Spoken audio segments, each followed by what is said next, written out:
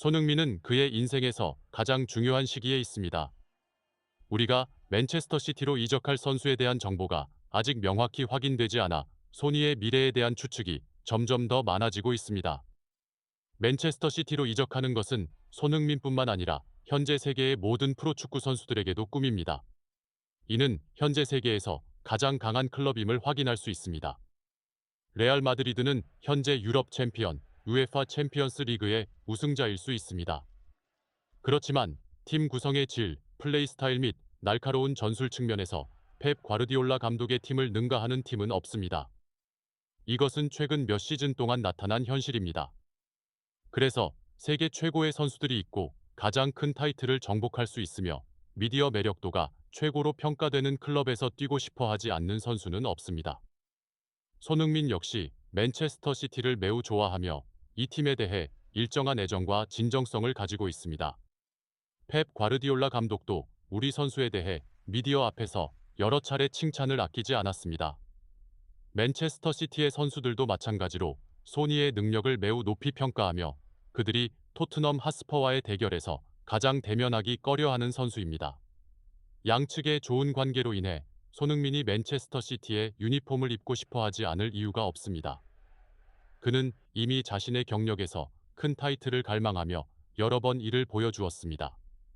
그러나 만약 맨체스터 시티와 토트넘 간의 계약 협상이 앞으로 며칠 내에 진전이 없다면 이것은 손흥민에게 현실이 되지 않을 꿈일 수도 있습니다. 맨체스터 시티는 손흥민에게 관심을 보였으나 그들은 토트넘에서 그의 계약을 파기하기 위해 큰 돈을 쓸 준비가 되어 있지 않습니다. 게다가 손흥민의 연봉도 매우 높아서 프리미어리그 챔피언의 안정된 급여 예산에 불균형을 초래할 수 있습니다.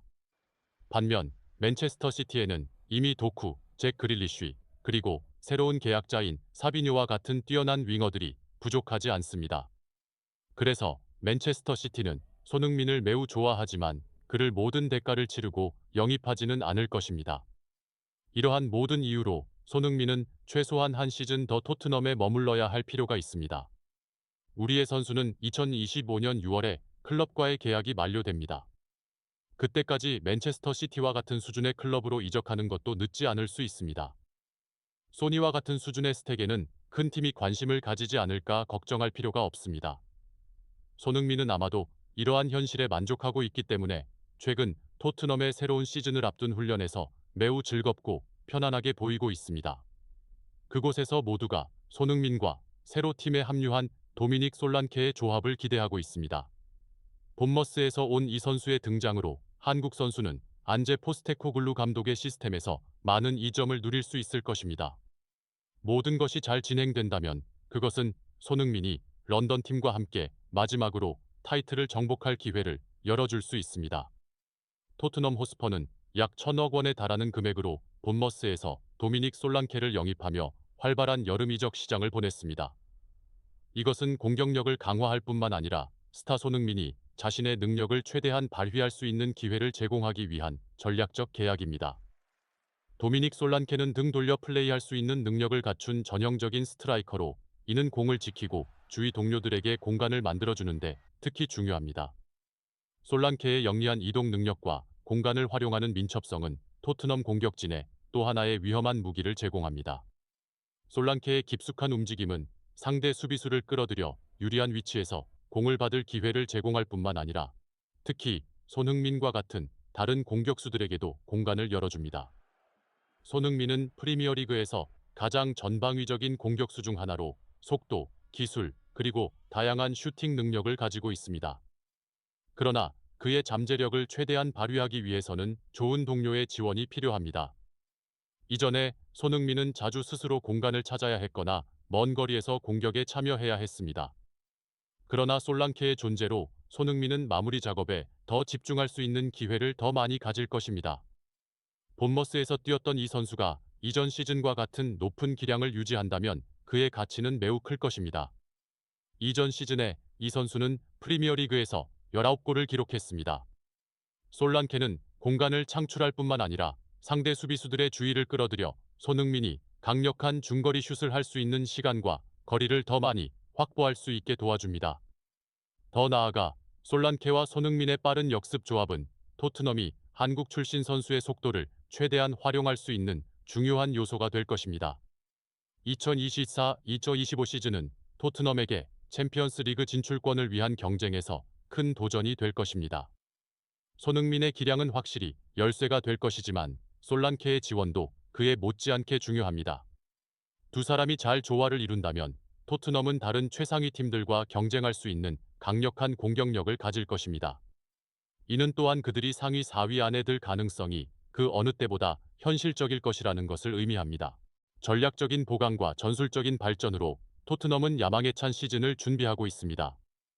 손흥민과 도미닉 솔랑케의 조합은 런던 팀이 앞에 놓인 도전을 극복하고 그들의 큰 목표를 달성하는 데 중요한 요소가 될 수 있습니다.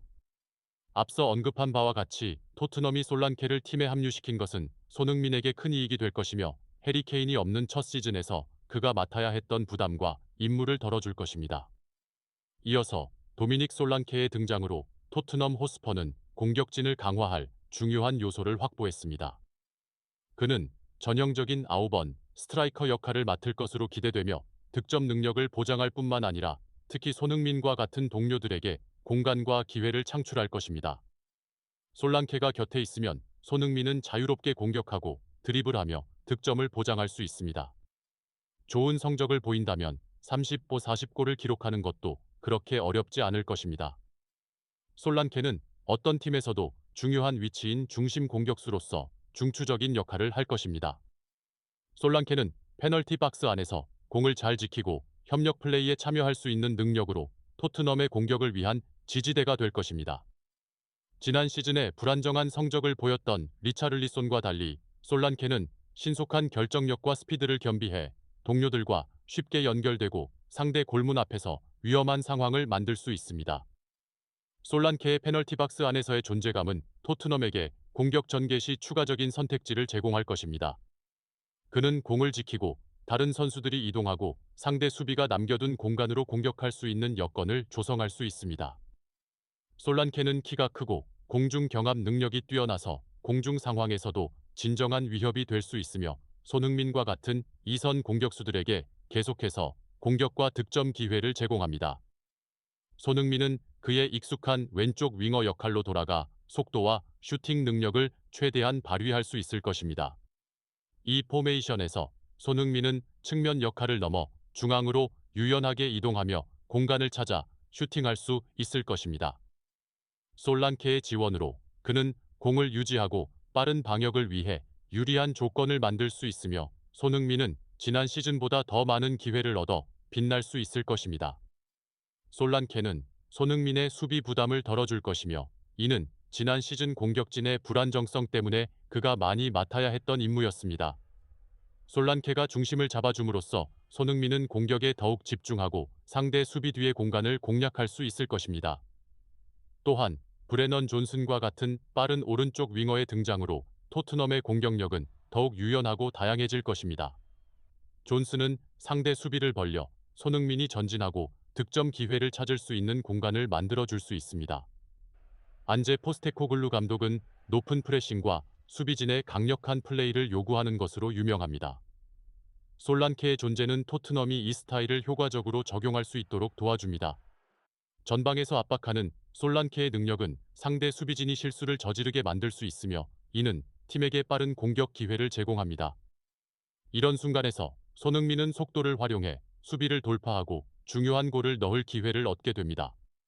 토트넘은 이번 시즌에 큰 목표를 가지고 있으며 도미닉 솔란케의 영입이 성공의 열쇠가 될 수 있습니다. 솔란케는 전형적인 아웃번 스트라이커일 뿐만 아니라 손흥민과 동료들이 공격 잠재력을 최대한 활용할 수 있도록 돕는 중요한 연결고리입니다. 모든 것이 계획대로 진행된다면 토트넘은 상위 4위 진입 경쟁을 넘어 많은 팬들이 기대하는 우승까지도 도전할 수 있습니다. 손흥민이 그의 주 포지션인 윙어로 돌아오면서 포스테코글루 감독은 풀백이 주요 역할을 하는 이상적인 공격 전술을 구현했습니다. 토트넘의 양쪽 풀백은 팀이 공을 점유할 때 중앙으로 이동하여 상대 수비를 가둬 중앙에서 방어벽을 형성하도록 요구받습니다. 이는 상대팀의 활동 공간을 제한하고 그들이 중앙 방어에 집중하도록 만듭니다. 솔란케는 이 전략에서 빼놓을 수 없는 부분으로 그는 공격의 중심 지지대 역할을 합니다. 그러나 솔란케가 본머스에서 뛰던 시절과 다른 요구가 있는 새로운 팀 환경에서 높은 기량을 유지할 수 있을지 큰 질문이 제기됩니다. 가장 큰 차이점은 토트넘이 보통 공격적인 점유율을 유지하며 낮은 수비 라인과 대결해야 한다는 것입니다. 이는 방역 위주로 플레이하고 솔란케가 자신의 능력을 발휘할 공간이 더 많았던 본머스와 매우 다릅니다. 이것은 솔란케가 좁은 공간에서 활동하고 많은 수비수를 상대해야 하는 큰 도전이 됩니다. 하지만 솔란케는 손흥민을 가장 잘 지원할 수 있는 방법으로 이 상황에 적응해야 합니다. 그가 이러한 것을 해낼 수 있다면 솔란케는 손흥민에게 완벽한 보강으로 간주되어 우리 선수는 그의 무서운 득점 본능을 최대한 발휘할 수 있을 것입니다. 따라서 타이틀을 획득할 기회도 커질 것입니다. 비록 옵타가 포스테코글루 감독의 팀에게 2024-2025 프리미어리그 우승 확률을 2%로 평가했을지라도 말입니다.